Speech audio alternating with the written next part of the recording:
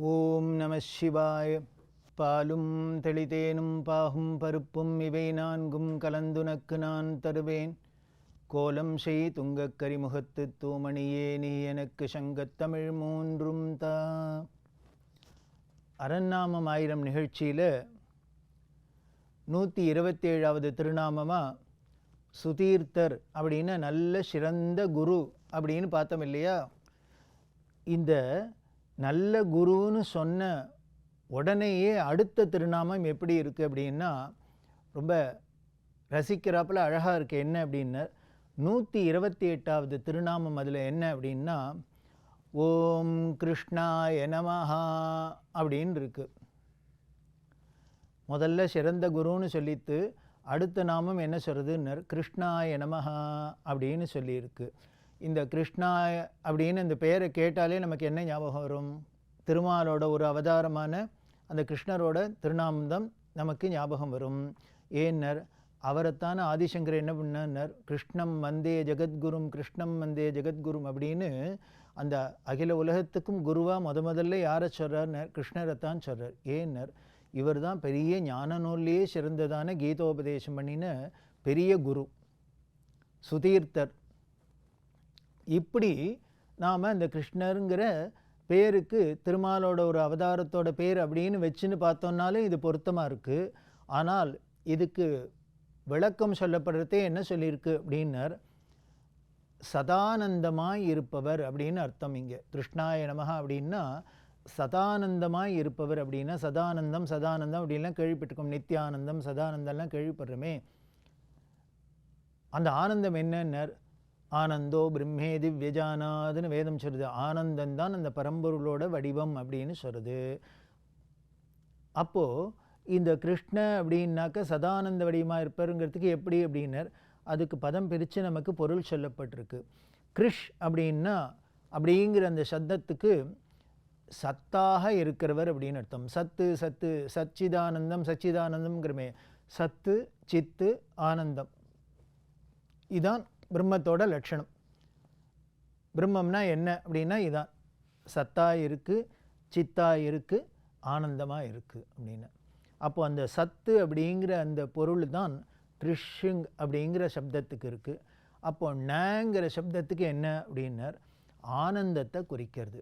அப்போது கிருஷ் ந அப்படின்னாக்க சத்தான ஆனந்தமாக இருக்கிறவர், சதானந்தமாக இருக்கிறவர் அப்படின்னா எப்பொழுதும் ஆனந்த பெருக்காக இருக்கிறவர் அப்படின்னு அர்த்தம். எதுக்கு அவரையே நினைக்கணும், எதுக்கு அந்த ஆண்டவனே தியானம் பண்ணணும், அவரையே நினைக்கணும், அவரையே போற்றணும் அப்படின்னா வேறு ஒன்றும் இல்லை. ஒரே ஆனந்த பெருவழியாக இருக்கக்கூடிய அந்த பேரானந்தத்தையே நினச்சின்னு இருந்தோம் அப்படின்னா நமக்கும் அப்படியே உடம்பு முழுக்கலும் அந்த ஆனந்தம் பரவி நாம்ளும் அந்த பேரானந்தத்திலே திளைச்சி இருக்கும். ஞானிகள்லாம் அந்த தவம் பண்ணுறதே அந்த பிரம்ம நிஷ்டையில் அப்படியே சந்தோஷமாக இருந்தா அப்படின்னா எதனாலன்னு அந்த பேரானந்தம் உள்ள பாயறதுனால அந்த நினைப்பே நமக்கு அந்த பேரானந்தத்தை கொடுக்கறதுனால அப்படியே நிரம்பி இருந்தது. அதுதான் கிருஷ்ண அப்படிங்கிற அந்த ஒரு நாமத்திற்கு பொருளாக சொல்லப்பட்டிருக்கு. அந்த கிருஷ்ணர் எப்படி இருந்தார், திருமாலோட அவதாரமான கிருஷ்ணனும் இதே சதானந்த ஸ்வரூபியாக தான் இருந்தார் அப்படின்னு தெரியறது. இப்போ கிருஷ்ணங்கிற நாமம் விஷ்ணுவோட ஒரு அவதாரத்துக்கு சொல்லியிருக்கு. ஆனால் இதுவே சிவசகஸ்ரநாமத்திலையும் சிவனுக்கு நாமமாக சொல்லியிருக்கு. அப்படின்னா இது என்ன அப்படின்னா வேறு ஒன்றும் இல்லை. இந்த சிவசகஸ்ரநாமத்தில் வர கிருஷ்ணங்கிற அந்த திருப்பேர் சிவனுக்கு எப்பொழுதும் இருக்குது. கிருஷ்ணருங்கிறவர் எப்போன்னர் துவாபர யுகத்தில் தான் பிறந்தார் வசுதேவர் தேவகிக்கு. அப்போ இவருக்கு பேர் வைக்கிறதே என்ன பண்ணால், இவர் குலகுருவான கர்காச்சாரியர் என்ன பண்ணார்னர் சதானந்த வடிவமாக இருக்கக்கூடிய அந்த சிவனோட நாமத்தையே வச்சதா நமக்கு தெரிய வருது. நமக்கு பொதுவாகவே ராமநாமம் கிருஷ்ணநாமம் அப்படிங்கிறதெல்லாம் நம்ம கேள்விப்படுறோம். ஆனால் நமக்கு விளக்கம்லாம் எப்படி சொல்லப்பட்டிருக்கு அப்படின்னா, ராம ராம ராமன்னு ஜபம் பண்ணினா ஏதோ இந்த திருமாலோட இன்னொரு அவதாரம் தானே ராமாவதாரம், அவருக்கு இந்த பேர் அவரோட பேர் அப்படின்னு நாம் நினைக்கிறோம். ஆனால் அந்த ராமருக்குமே எதனால் பேர் வச்சா அப்படின்னர், அது சிவ விஷ்ணு ஐக்கியமாக இருக்கிற ஒரு திருநாமமாக இருக்கிறதுனால தான் அவருக்கு வசிஷ்டர் முதலான மகரிஷிலாம் ராமன்னு பேர் வச்சுருக்கா. இதுக்கு முன்னால் இருந்த அவதாரத்துக்கும் பேர் வச்சுக்கா. அந்த தசாவதாரத்தில் 10 அவதாரத்திலேயே 3 அவதாரத்துக்கு பேர் ஒரே பேர் ராமன்னே. இவருக்கு முன்னால் இருந்தவருக்கு பேர் பலராமன்னு பேர். அவர் பலவானார். அவருக்கு பின்னால் வந்தவர் பலராமன்னு பேர். முன்னால் இருந்தவர் பரசுராமர். பரசுன்னா கையில் கோடாலியை வச்சுருக்கிறதுனால அவருக்கு பரசுராமன். அவருக்கு பேர் ராமர் தான். இவர் கையில் வில்லு வச்சுன்றதுனால கோதண்டராமர், இல்லை தசரதருக்கு பிள்ளையாக பிறந்தனா தசரத ராமர். பின்னால் கிருஷ்ணரோட பிறந்ததுனால பலசாலியாக இருந்ததுனால பலராமன் அப்படின்னு பேர் வந்திருக்கு. அப்போது அவதாரத்தில் 3க்கும் ஒரே பேராகவே இருக்குது. அப்படின்னா அந்த ராமங்கிற பேர் தசரதரோட ராமரோட அந்த நாமத்துக்கு முன்னாலேயே இருக்குன்னு தெரியுது, பின்னாலேயும் இருக்குன்னு தெரியுது. தியாக பிரம்மம் இந்த ராமநாமத்துக்கு விளக்கம் சொல்கிறதே ரொம்ப அழகாக சொல்லியிருக்கார். எவரனி நிர்ணயிச்சிரா நீ எட்லாராதிச்சிரா அப்படின்னு ஒரு கீர்த்தனை. அதில் சொல்கிறார், உன்னை யாருன்னு தீர்மானம் பண்ணுறது, அப்புறம் எப்படி உன்னை வழிபடுறது? என்ன சார் தெரியாதா? இவர் யாருன்னு தெரியாதா? இவரை வழிபடுறது என்ன? இதுக்கு எதுக்கு சந்தேகம் தியாக பிரம்மத்துக்கு அப்படின்னா, அதுக்கு அவர் சொல்கிறார், சிவுடனும் மாதவுடனும் கமலபவுடனும் நீ யார்? சிவனா, இல்லை விஷ்ணுவா, இல்லை பிரம்மாவா, இல்லை இப்படி மும்மூர்த்திகளாகவும் இருந்து இது எத்தனைக்கும் மூலமாக இருக்கிற பரபிரம்மனோ? நீ சிவனா, விஷ்ணுவா, பிரம்மாவா, இல்லை பரபிரம்மமா? உன்னை என்னன்னு நான் தீர்மானம் பண்ணி பூஜை பண்ணுறது? சரி, உன்னை பார்த்து தான் இப்படி தீர்மானம் பண்ணுறதுக்கு முடியல. சரி, உன் பேரை வச்சு நானும் நீ யாருன்னு தீர்மானம் பண்ணலான்னா அது எப்படி இருக்குன்னு, சிவ மந்திரமுனக்கு மா ஜீவமோ மாதவ மந்திரமுனக்கு ரா ஜீவமோ.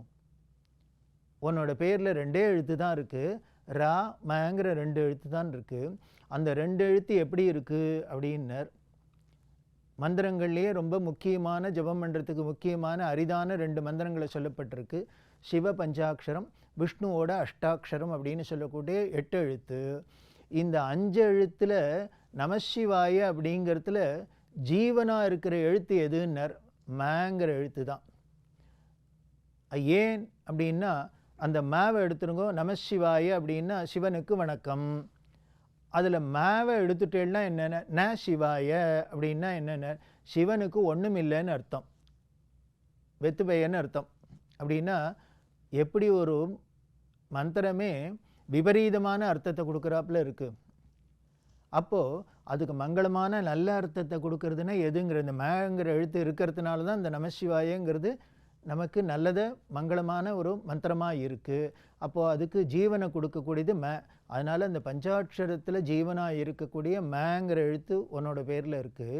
அதே மாதிரி அஷ்டாட்சரம்னு சொல்லக்கூடிய நாராயணாவில் ரேங்கிறது தான், இந்த ரேபம் தான் ஜீவன். அதில் நாராயணாய அப்படிங்கிறதுல ரேவை எடுத்துட்டா என்ன அப்படின்னார், நாயனாய அப்படின்னா என்ன அர்த்தம்னார், ஒன்றும் இல்லாதவன் கதி இல்லாதவன் அர்த்தம். அவனுக்கே ஒன்றும் இல்லை, கதி இல்லாதவன்னா அப்புறம் யாருக்கு கதியாக இருப்பார், யாருக்கு என்னத்தை கொடுக்க முடியும்? அப்படின்னா நாராயணங்கிற அந்த மங்களமான நாமத்துக்கு அர்த்தத்தை எது கொடுக்கறதுங்கிற ரேங்கிற இந்த எழுத்து தான். அதனால் அஷ்டாட்சரத்தில் இருக்கக்கூடிய ஜீவனான ரேவும் இருக்குது, பஞ்சாட்சரத்தில் ஜீவனான மாவும் இருக்குது. இது ரெண்டும் சேர்ந்து தான் ராம. அதனால தான் இதுக்கு தாரக மந்திரம். தாரக மந்திரம் அந்த ராமங்கிற 2 எழுத்தை சொன்னாலே பஞ்சாட்சரம் அஷ்டாட்சரம் அப்படின்னு சொல்லக்கூடிய 2 மந்திரத்தையும் ஜபம் பண்ணின பலன் கிடைக்குங்கிறதுனால தான் நம்ம முன்னோர்கள்லாம் என்ன பண்ணியிருக்கான்னு இந்த ராமநாம ஜபத்தை ரொம்பவே மிக உயர்ந்ததாக சொல்லியிருக்கா. இது எதுக்கு சொல்ல வந்தேன் அப்படின்னா வேறு ஒன்றும் இல்லை. ராமங்கிறதா இருக்கட்டும், கிருஷ்ணங்கிறதா இருக்கட்டும், இது விஷ்ணுவோட ஒரு அவதாரத்தோட திருப்பெயர்னு நமக்கு இப்போது வழக்கத்தில் தெரிஞ்சால் கூட இது முன்னாலே இருக்கிற திருநாமம் அது அவ்வளவு பொருள் பொதிந்ததாக இருக்கிறதுனால தான் அந்த அவதாரத்துக்கெல்லாம் அந்த குருமார்கள்லாம் பேர் வச்சிருக்காங்கிறதும் நமக்கு தெரியுது. சதானந்த வடிவமாக இருக்கார் அப்படின்னா எப்பொழுதும் பேரின்ப வடிவமாக இருக்கார் அப்படிங்கிறதுனால தான் அவருக்கு. இதுக்கு மேலே அந்த ஆயர்பாடியில் கோபேஸ்வரர் அப்படின்னு கோவில் இருக்குது. பிருந்தாவனத்தில் போனீங்கன்னா கோபேஸ்வரர் கோபர்களுக்கெல்லாம் தலைவர் ஈஸ்வரன் அப்படின்னு அங்கே எங்கே வழிபடுறா அப்படின்னார், சிவபெருமான் தான் வழிபடுறார். கிருஷ்ணர்லேருந்து எல்லாரும் இன்று வரைக்கும் அந்த கோகுலத்தில் இருக்கிற ஆயர்பாடியில் இருக்கிற அத்தனை பேரும் அங்கே பண்ணுறது இந்த சிவனை ஆராதிக்கிறது, குலதெய்வமாக வழிபடுறது. அதே மாதிரி காத்தியாயினி அப்படின்னு அங்கே அம்பாள் தான் இருக்கா. கல்யாணமாகணும் அப்படின்னா ருக்மிணி கல்யாணத்துக்கு முன்னால் அங்கே தான் பூஜைக்கு போனார். அப்போ தான் கிருஷ்ணர் வந்து தேரில் எடுத்துன்னு போனால நமக்கு கதையெல்லாம் கேட்குறோம். இப்படி இந்த சிவசக்தி வழிபாடுங்கிறது இந்த ஆயர்பாடியில் எப்பொழுதும் தொன்று தட்டு இருக்கிறதுனால தான் போல இருக்குது. இவருக்கும் அந்த சிவநாமத்தில் ஒன்றான கிருஷ்ண அப்படிங்கிற நாமத்தையும், அதுவும் ரொம்ப ஒரு அர்த்தத்தை கொடுக்கக்கூடிய பேரின்ப வடிவு அப்படிங்கிறதுனால இவர் இப்படி சொல்லியிருக்கார் அப்படின்னு தெரியறது. அந்த கிருஷ்ண அப்படிங்கிற நாமத்துக்கு இவ்வளவு பொருள் இருக்குது. அந்த கிருஷ்ண கிருஷ்ண அப்படின்னு சொல்கிறதே அவரே குருவாக இருந்து நமக்கு தெளிவை கொடுத்து பேரின்பத்தை கொடுப்பார்னு தெரியறது. அப்படி இருக்கிற அந்த கிருஷ்ணரான சிவபெருமானோட திருநாமத்தோட அடுத்த நாமம் 129வது திருநாமம் ஓம் ஸ்ருகால ரூபாய நமஹா அப்படின்னு இருக்கு. ஸ்ருகால ரூபம் அப்படின்னா ஒரு ஆச்சரியமான ஒரு விஷயம் என்னென்ன, நரி ரூபம் எடுத்தவர்னு அர்த்தம், நரியாக இருக்கிறவர்னு அர்த்தம். இது என்ன சார் இது, சிவபெருமான் நரியாக இருக்காரா, நரியினாலே நமக்கு பயமாக இருக்குது அப்படின்னார். ஆமாம், நரி ரூபம் எடுத்தவராக சொல்லப்பட்டிருக்கு. அப்படின்னா இதை எப்போ நரி ரூபமாக எடுத்தார், எதுக்காக எடுத்தார் அப்படின்னா வேறு ஒன்றும் இல்லை. இதுக்கு மகாபாரதத்தில் சாந்தி பர்வத்தில் கதை இருக்குது. காஷ்யவன் அப்படிங்கிற ஒரு அந்தன சிறுவனுக்கு அவர் என்ன பண்ணால் தங்கிட்ட பொருளே இல்லை அப்படிங்கிறதுனால, காசு பணம்லாம் இல்லை, நான் இனிமேல் இருக்கிறதே உயிரோடு இருக்கிறதே அனாவசியம், இந்த உலகத்தில் பொருள் இல்லாத வாழ்க்கை எந்த மதிப்பும் இல்லை, அதனால் நான் உயிர் விட்டுடலாம் அப்படின்னு அவர் போகிறதே நரி ரூபம் எடுத்துன்னு இந்திரன் வர, இந்திரன் வந்து இந்த காஷ்யவருக்கு உபதேசம் பண்ணுறார். நீ ஒரு உயர்ந்த ஒரு மனித பிறவியை எடுத்துட்டு இப்படி அந்த மனித பிறவியை மறிக்கணும் அப்படின்னு ஆசைப்படுறியே, என்ன மாதிரி நிறையா பிறந்திருந்தாக்க என்ன இருக்கும், உலகத்தில் எத்தனையோ ஜீவராசிகளாக இருக்கும், என்னெல்லாமோ பிறந்தடா. பொதுவாகவே மனிதர்களுக்கு என்ன குணம் அப்படின்னா, எல்லா ஜீவராசிகளுக்குமே தங்கிட்ட எது இல்லையோ அது தனக்கு வேணும் அப்படின்னு ஆசைப்படுறது தான். எனக்கு இப்போ என்ன ஆசையாக இருக்குன்னார், எனக்கு பாரு 4 கால் இருக்குது ஆனால் கை இல்லை பாரு அப்படிங்கிற.